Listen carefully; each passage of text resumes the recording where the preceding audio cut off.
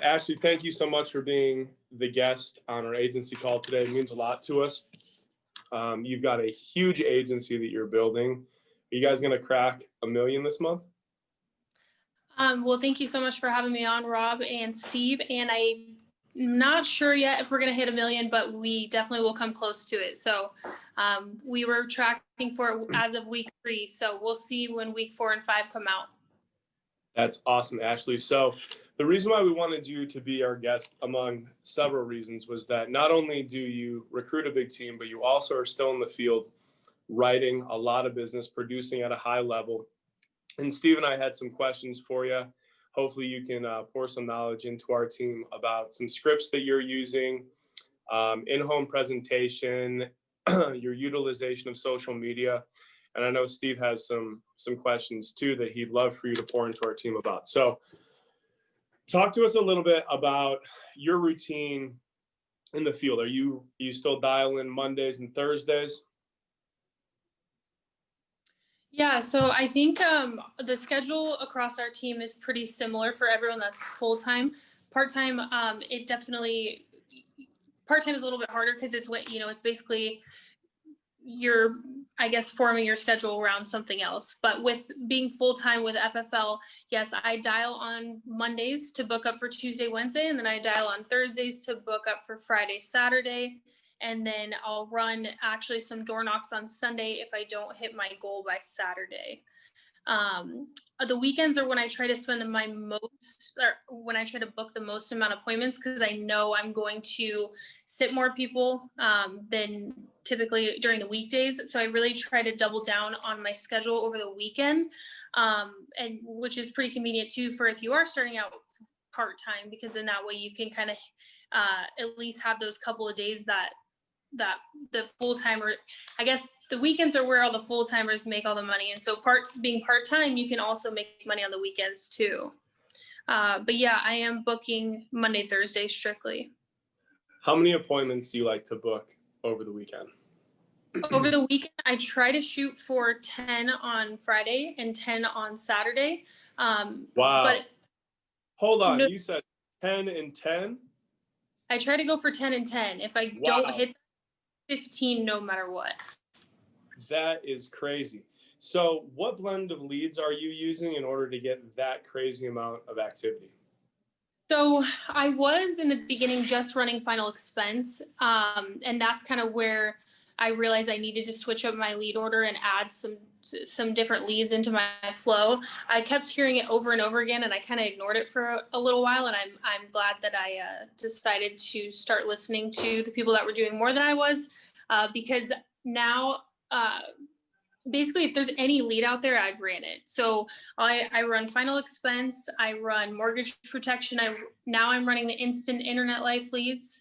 And then also the 3-month MP leads in the CRM. Right now, those are 50% off with the code Halloween, as are all the leads in the CRM besides the instant and the new internet. So I love running those. You can take travel trips, have fun with it. But every single lead that's out there, I am running right now. So my schedule, when I look at the calendar, it'll say, Cindy, FEX, Jason, MTG for mortgage, new internet life lead, like all across my schedule. So all different lead types. And it makes it fun. I think it helps challenge you a little bit more in the home, because you're sitting with different age groups, and you're sitting with people that are looking to protect different things. And so the one thing that has actually helped me get better with my sales is now that I'm running all these different types of leads, so mortgage protection, final expense,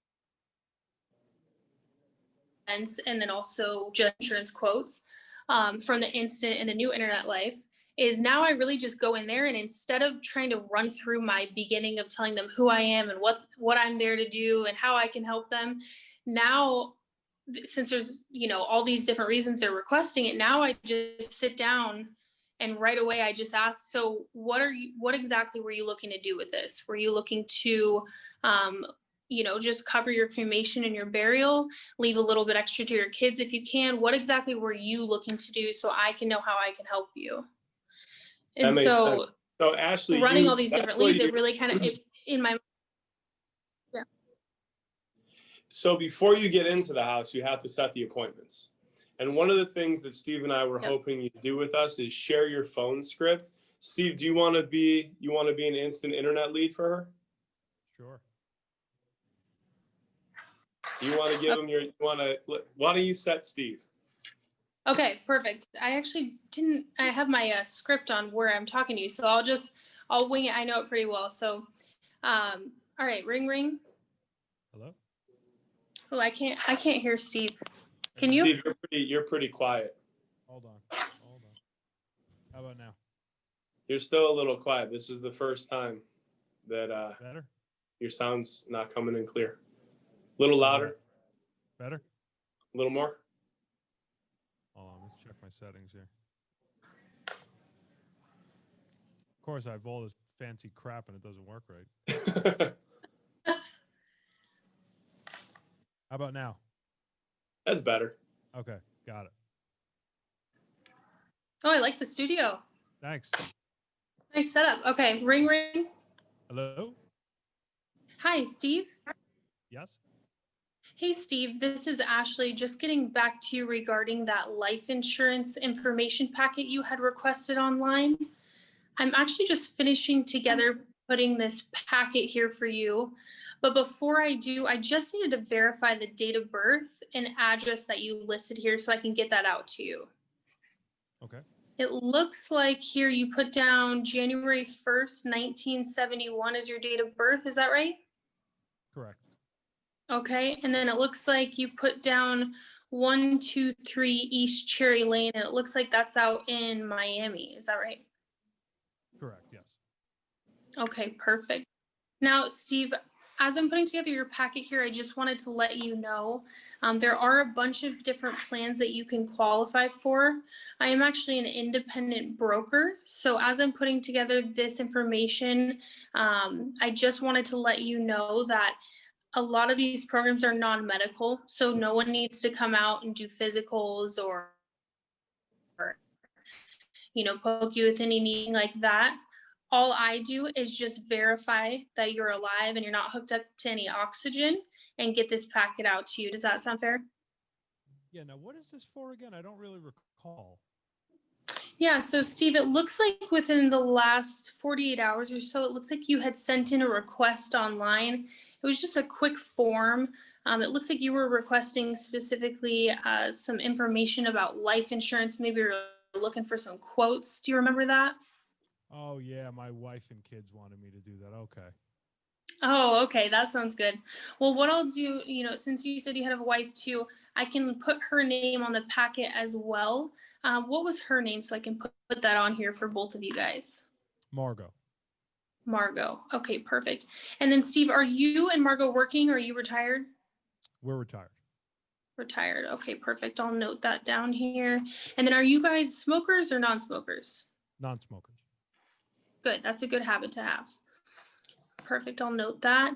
And then anything major, like any heart attack, stroke, anything like that? Stroke about 2 years ago. Okay, perfect. Good to know. I'll list that here. And I'll have you off the phone here in about 30 seconds. Steve, I just need to ask you any little stuff like high blood pressure, any medications like lisinopril, anything like that? Yeah, a couple of things for high blood pressure, but that's about it. And then a blood thinner for the stroke. Okay, perfect. So simple stuff. Well, I'll note that in here. Now, Steve, it looks like they have me dispatched in Miami just on Friday and Saturday of this week, delivering these to all the families that requested them. Unfortunately, it looks like I'm pretty booked up on Saturday. I do have a couple slots available on Friday. Do you and Margot have any doctor's appointments that you know of on Friday morning or afternoon? We got a couple things in the morning, but should be home after 12 o'clock. Okay, so I have one spot. Actually, it looks like I have two slots. So I can either do a 12:30 p.m. or a 1:15 p.m. Which one do you want? We can go 1:15. 1:15? Okay. I'm going to put you guys down for 1:15. And then if you can, Steve, just give me about an hour window, give or take. Sometimes I can be running a little bit ahead, a little bit behind, depending on traffic and all the other families I need to see. So if you can just give me that window, I would appreciate it. Absolutely. That's awesome, Cool. Ashley. Steve, go ahead and grab a pen and paper real quick. Oh, go ahead. Oh, you're good. Sure. Steve, go ahead and grab a pen and paper real quick. Let me give you this confirmation number that you can jot down. Okay. Okay. Are you ready? Ready. Okay. It's SG171. SG171. Perfect. Got that? Got Yep. it. And then just write down my name, Ashley, 1:15 on Friday. And Steve, I'll be driving up in a white car. If I have any questions, can I give you a call on how to get there? Yeah, absolutely. Perfect. Any gate codes, anything like that? Nope. Gonna be able to come right in. Okay, perfect. And Steve, is there any reason you guys will not be home during that time? No, we should definitely be there. Okay, just want to make sure. I don't want to waste your time, and I don't want my time wasted either. So I look forward to helping you guys out. I will see you at around 1:15 on Friday. Thank you. Appreciate it. Yeah, you got it. We'll talk soon. Thanks. That's great. And then you do that 10 times. You book 10 a day. How many phone calls do you think you make on an average call session day? I would say on average, I'm probably booking, but I guess I need to come up with a more strict number. I would say between 200 to 300. Some days are better. Some days are 190, and some days it's closer to 290. So it's really just reaching people on the phone. But one thing that I've realized is, and we tell our teams all the time, track your dialed, your reached, and your booked. Because there's days where I feel like I've dialed like 150 people and I'm at like dial 60. So you have to track it, because one, you want to know, okay, if I'm reaching a bunch of people and I'm not booking a ton, then it's probably a phone script or maybe an attitude thing that I need to like readjust and get my stuff together, and then if it's that I'm not reaching a lot of people, then I just need to dial more, so it's kind of nice to track that, so like, is it me or is it just people aren't picking up the phone right now? For sure. Now, is that how you coach your agents when they're just starting, is focus on the number of dials and contacts you're making more than anything else? Yes. And yeah, when they've reached, like, let's say they've reached like 10 people on the phone and they've only booked 2, then I want to hear from them. But the one thing I'll say is, like, there's only certain agents that reach out, and some people kind of stay there stuck, and I know they're trying to push through, but I want to know if they just bought $20, $25, $30 leads. I want to know if they're struggling and what they're struggling with, so I can help them. I don't want them to run through other leads and then be like, I don't know what to do, so I really like to hear from my agents, and I know you guys are the same way. You want to be able to help, but the only way to help is if you know. Do you suggest that your agents call from their normal cell phone number, or do you have them do a Google Voice number too? All I recommend, I guess the only thing I would touch on that is just making sure you have a phone number in the area that you're dialing in. I would recommend that. Do you have an app that you recommend to your agents, regardless of the state they're in? There is an app called Ring Central that I use, but I have been told that there are cheaper apps. So I know Gage Peer, he uses one. I'm trying to think of the name of it, but I will get it out to you guys so you can blast it out to your team. Cool, that'd be helpful. Yeah. Steve, I'm gonna pass it over to you. Yeah, well, thank you, Ashley. I think that was awesome for our new agents. What are some of the things that you set up in place for new agents to get them from the, I'm excited phase, whether it be licensed or unlicensed, and then to them being on the phone? Like, how do you kind of really bridge that gap for new agents? Yeah, so between the time that they are getting licensed and they're in contracting to when they're going to buy leads and pick up the phone, is that kind of the gap you're talking about? Yeah. So the number one thing is one, we really want them following up on their contracts every single day. So I kind of let our agents know that, hey, I know that the hard part's over. You studied, you took your exam, and now you're waiting on your license to come in, and now you submitted your contracts. Now, this little area, this time frame, this week of when you submit your contracts to when you get your first writing number in, it's not like you kind of like apply for a job and you're just waiting for them to come through. You want to be really rabid about following up every single day, checking your assurance bay, making sure that your status goes from BGA to delivered to carrier and that it doesn't bounce back to producer. If it has, don't worry, it happens to agents all the time. The assurance bay isn't flawless, corporate isn't flawless, the carriers aren't flawless. So you just want to really take control of your business right away. And the first part of that is following up with your contracts every single day, making sure the carriers have your info. And during that time that you're waiting, I would be number one focused on how you are going to dial the phones when you get started. So we have live dial teams. I know do you guys have a live dial team going on? Yeah. Mm-hmm. Yeah. So hopping on those as much as you possibly can. We have our team hopping on those and kind of reading through some phone scripts, practicing out loud, maybe practicing on your spouse or your friend or whoever, but really just getting ready to the point to where as soon as you get that America writing number in, you can buy leads and hop on the phone. Got it. Makes sense.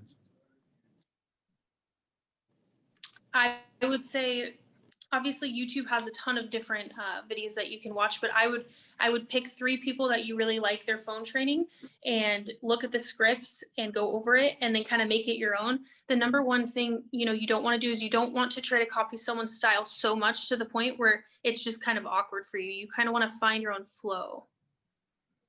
Yeah, makes sense. How do you handle the new agent? Do you direct? Ashley, do you direct? Oh, sorry, Steve. No, you're good. Go. I was going to say, do you have 3 YouTube people, like the phone trainings? Are there 3 that you'd suggest to new agents? Even 2, 1 or 2 is fine. Yeah, so I'm going to think outside the box right now because I actually use your phone training and I use Steve's mortgage training. So let's see. So Gage Peart is one of them. He has a couple trainings out there, so I can send you guys his. I know you guys probably work closely with him too. Alexander, very smooth on the phone. He's very informational. Alexander Straight is a great one. For the ladies, let's see. You guys probably hear from her a lot too. Michaela Gagne. She's very smooth on the phone.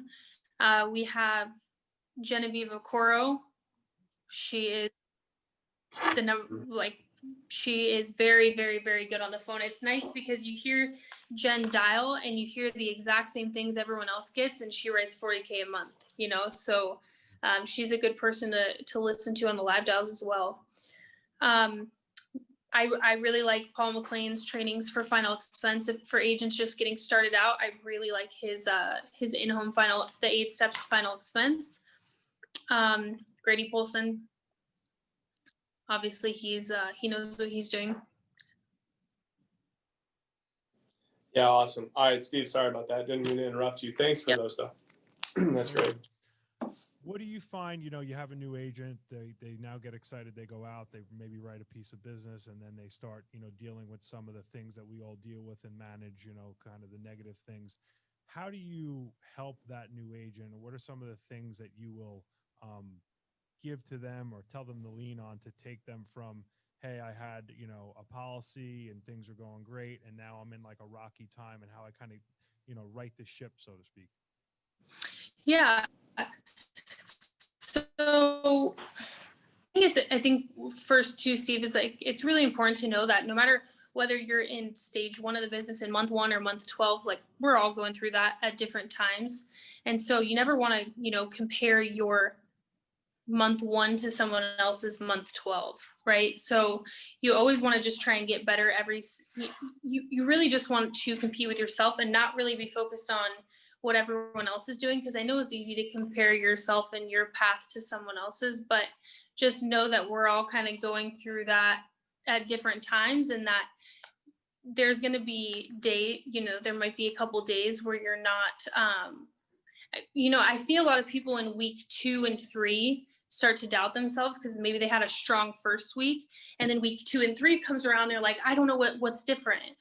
Well, it might just be it might just be your little wave of the roller coaster, and you might be just headed down at that point. And it also might be you're not as I guess dialed in as you were week one, and there might be a couple little tweaks that you need to make, really mostly in your attitude, really, because week one you're really excited, you're like, I'm going to do everything I can.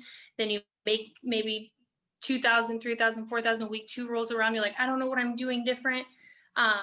So the number one thing is, no matter what objection I think that you're getting in the home, like no matter what it is, whether it's like, I don't feel comfortable, giving my social security number, I don't want to give out my banking info, I really just want to think about it.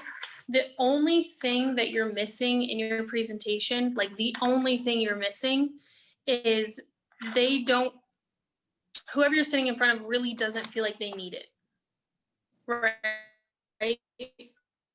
So like it's more questions in the beginning of why they fill that out, why you're sitting there talking to them, what's the pain. You need to pull out the pain, you have to ask questions, and you really have to be willing to listen to what they say and not be ready to just kind of talk.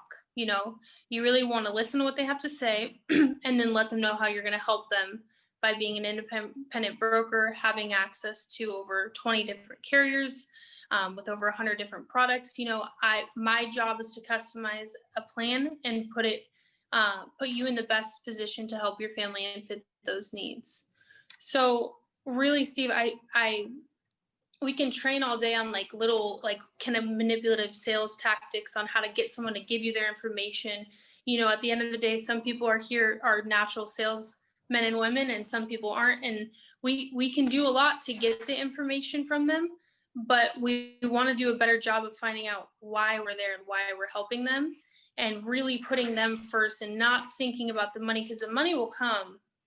But if you really are focused on exactly what it is that they need, things become a lot more natural, And I think that a lot of these people that we're sitting with are older, and they've sat with many people before, whether it's for life insurance or for something else. And so if you go in there right away and you just tell them how you can help them without asking them any questions, I think that they kind of feel that, even if you really don't have that salesy tone, or maybe you sound really, really nice, no matter who you are, I think you need to go in there and first ask them questions and then get to the application after. Got it. Thank you.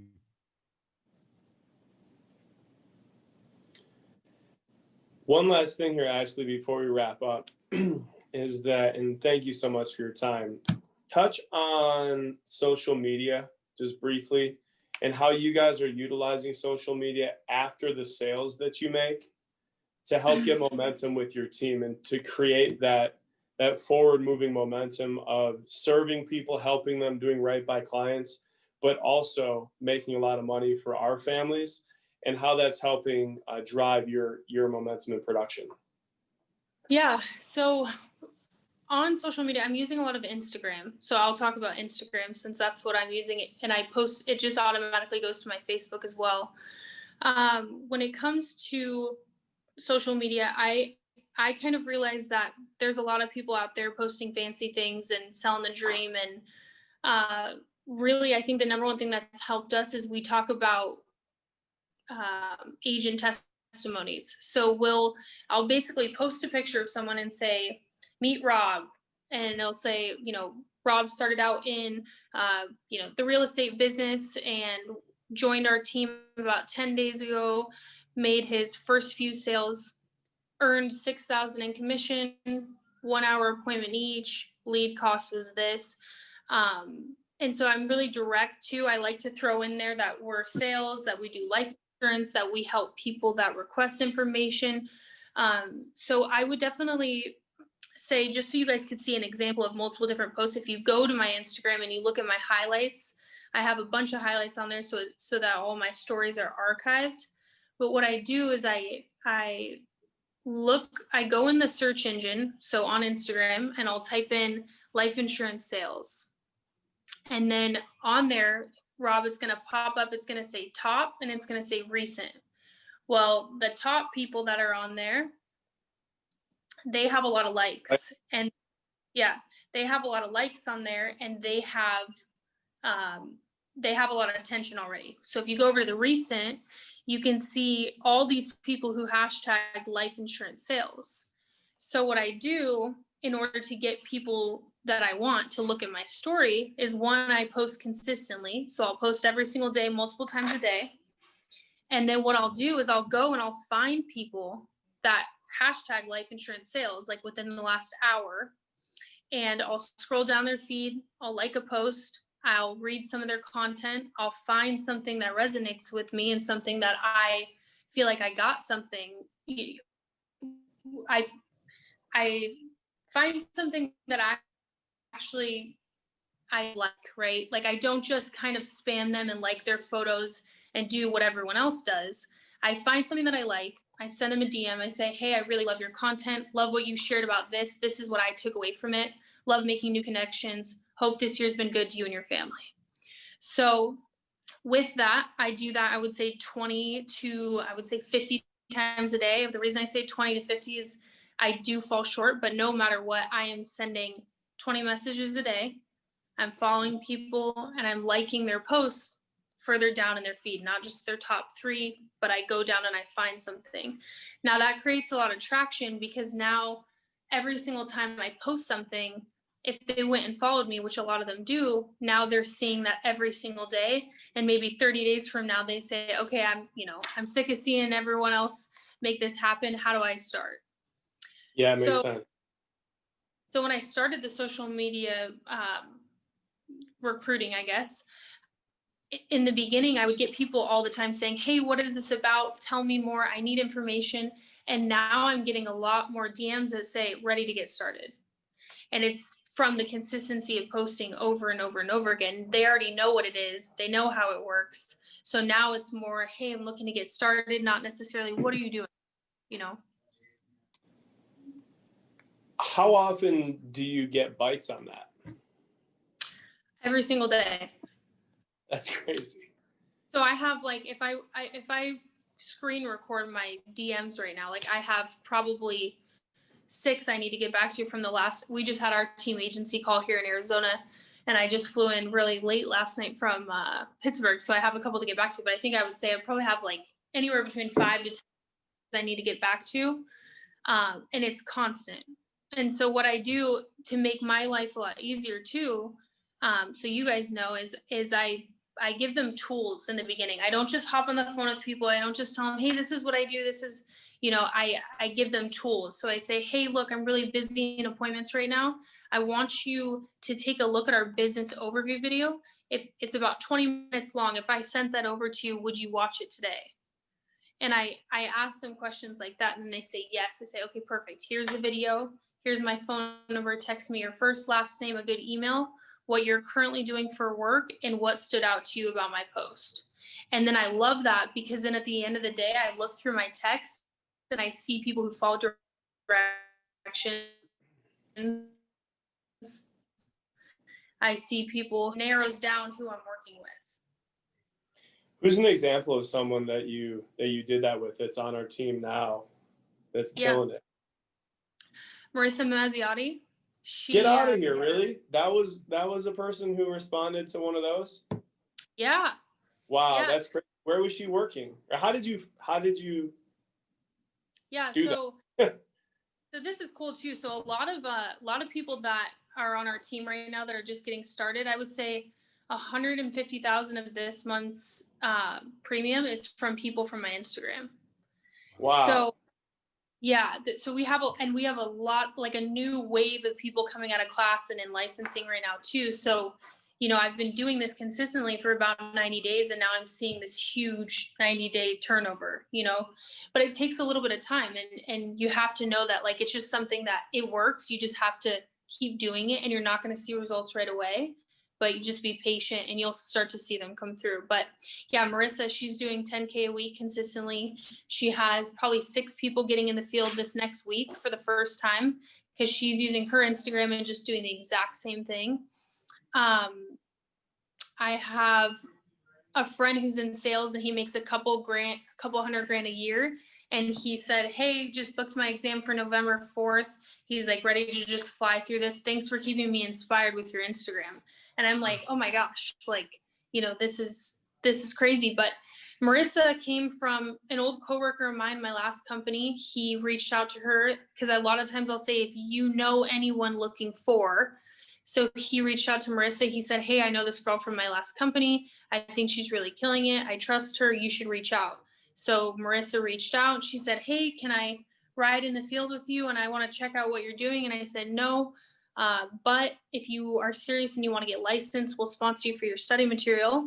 And then once you get on the ground and you get some experience, we can maybe consider doing a ride along. But that's another good example of not being like, yeah, sure. Like, come hop in my car, and not being so excited to build your team that you stray away from building your team. Right. Because Marissa said, she's like, one of the things I respected so much was like, I asked to do something with you and I realized that you didn't need me because you were like, no, just study and then we'll talk after.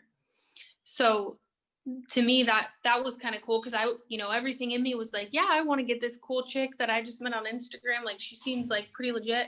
Yeah, I want to get her in my car, but that's taking away from your runtime and your hiring in between appointments and all that. So yeah, it was pretty cool though.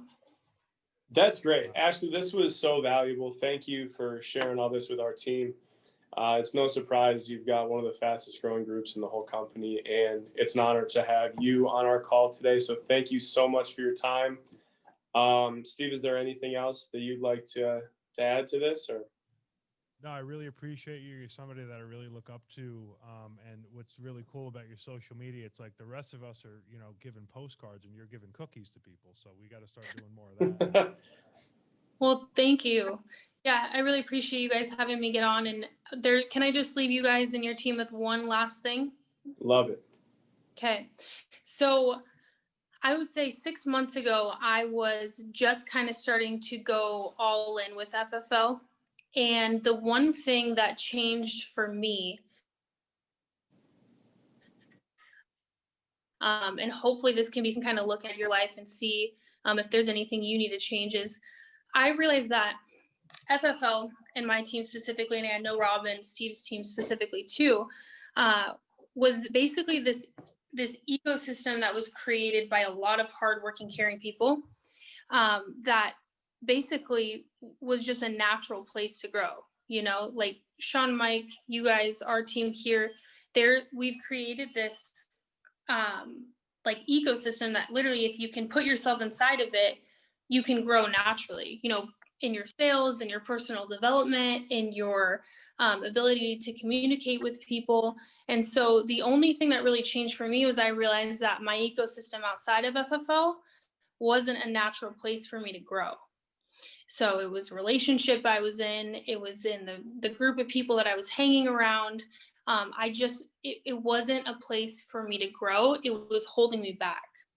So I would just really challenge you guys to kind of take a look inside your ecosystem inside of the business and see, okay, like, when I'm really plugged in, I can do a lot here. But when I go home or when I go out with my friends on the weekends or whatever it is, that holds you back, just realize that you're the one in control and you're the only person that can change anything in your life. And so that's really the only thing I started to change, was I started to surround myself with the people that helped bring me up and didn't make me feel good when I wasn't doing well. Because at the end of the day, there's going to be people you're going to reach out to for emotional support, and there's going to be people you reach out to when you want to grow. And so talk to the people that you want to grow with and try to eliminate, I guess, that other circle. But yeah, I just want to share that with you guys because it's definitely been something that's been pivotal for me. That's amazing advice. Thank you so much for that. Yeah. Ashley, if there's anything we can do for your team, don't hesitate to ask. But thank you so much for your time today, and we'll holler at you soon. Sounds good. Thanks, guys, for having me on. Take care. Bye. You too.